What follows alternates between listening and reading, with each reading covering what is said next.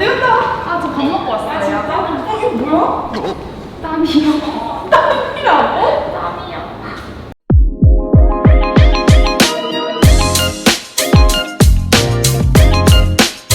안녕하세요. 제니스병원 성형외과 이국환 원장입니다. 다한증은 아프지도 생명에 지장을 주는 질병도 아니지만 많은 분들이 치료를 원할 정도로 심리적으로 크게 스트레스를 받는 질병인데요. 오늘은 다한증과 다한증 치료인 다한증 보톡스에 대해 이야기해 보도록 하겠습니다. 우리 몸의 체온은 열이 발산되면서 조절이 됩니다. 그리고 땀을 통해서 체온을 유지하게 되죠. 체온 조절을 위한 땀의 정상 배출량은 850ml에서 900ml인데 다한증은 땀의 배출량이 900ml를 초과한 경우입니다. 다한증은 원인에 따라서 두 종류로 나뉘는데요. 원인이 잘 알려지지 않은 1차성 다한증, 그리고 다양한 기저질환으로 발생되는 2차성 다한증이 있습니다. 다한증 치료를 할 때는 나의 증상이 1차성인지 아니면 기저질환으로 발생한 2차성 다한증인지를 파악해야 합니다. 2차성 다한증인 경우에 그 원인을 해결하지 않으면 다한증도 치료되지 않는다고 보실 수 있습니다.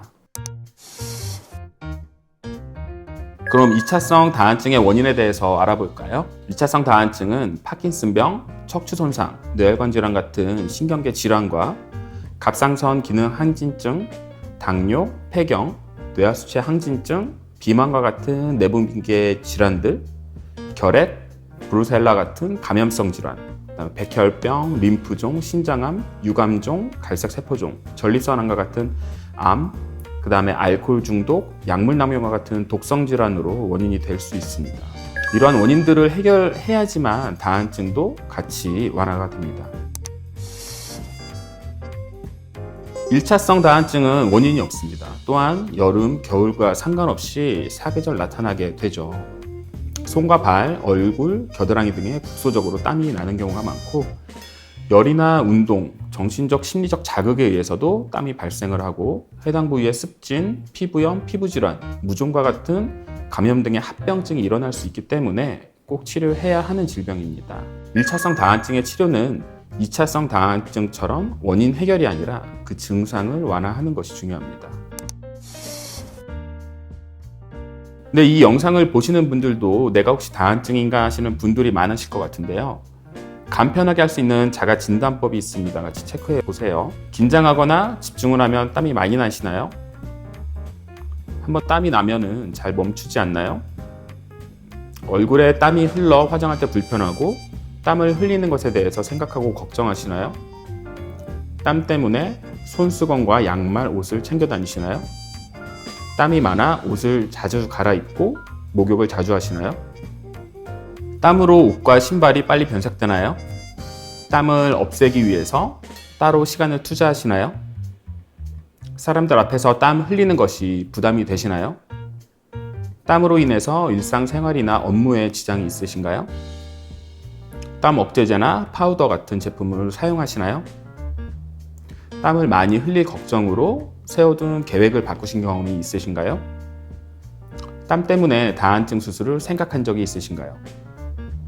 이 중에서 2개에서 5개 정도의 항목에 해당된다면 다한증이 의심이 되고 6개 이상의 항목에 해당된다면 다한증 치료가 필요한 수준이라고 보시면 될 것 같습니다.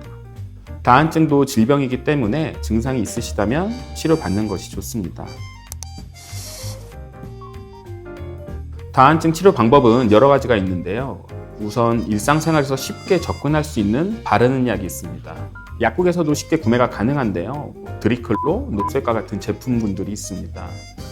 염화 알루미늄 성분으로 에크라인 땀샘을 막아서 땀을 억제하는 효과가 나타나게 됩니다. 땀이 나지 않는 취침 시간을 이용해서 바르는 것이 좋고 처음 사용 시에 4일에서 일주일간은 매일 바르고 땀이 어느 정도 감소한다면 일주일에 한두 번 정도 바르시면 됩니다. 피부가 자극되는 부작용이 발생할 수도 있고 바르는 기간 동안만 땀이 억제되는 일시적인 방법이라고 보시면 됩니다. 먹는 약도 있는데 이것은 안구건조증이나 변비, 입마름 등의 부작용이 있을 수 있고 이런 부작용이 있기 때문에 학계에서는 사용을 권장하고 있지는 않습니다. 보톡스를 얼굴에만 하시는 줄 아셨죠? 다한증 치료에도 보톡스가 아주 요긴하게 사용됩니다. 다한증 보톡스는 땀샘이 많이 분포한 곳에 보톡스를 주입해서 교감신경 말단부에서 작용하여 땀샘에 분포된 신경 전달 물질의 분비를 억제하고 땀 분비를 차단시키는 원리입니다. 보톡스 치료는 시술 기간이 짧고 일상생활이 바로 가능하다는 최대 장점이 있기 때문에 다한증 치료에 많이 사용되는 치료입니다. 보톡스 시술은 시술 후에 4개월에서 6개월 정도 효과가 유지됩니다.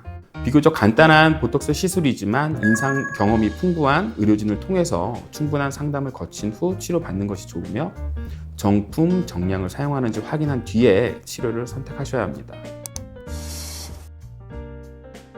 다한증 수술은 땀이 많은 부위에 교감신경을 차단하는 방식인데요.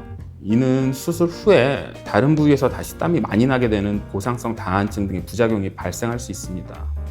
그리고 회복 기간도 오래 걸린다는 단점이 있기 때문에 꼭 염두에 두시고 수술을 고려하시면 좋을 것 같습니다. 간혹 땀 냄새와 다한증을 같은 증상으로 착각하시는 분들이 많이 있습니다. 땀이 나면서 냄새가 나는 것을 보통 액취증이고 단순 땀이 많이 나는 증상을 다한증이라고 합니다. 둘 다 질병은 맞지만 엄연히 다른 부류의 질병입니다.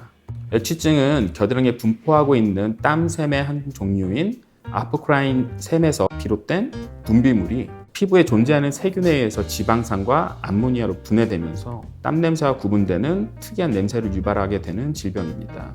액취증은 초음파 레이저와 내시경을 이용해서 수술이 진행이 되고 땀이 나면서 냄새가 심하게 난다면 액취증 치료를 받으셔야 합니다.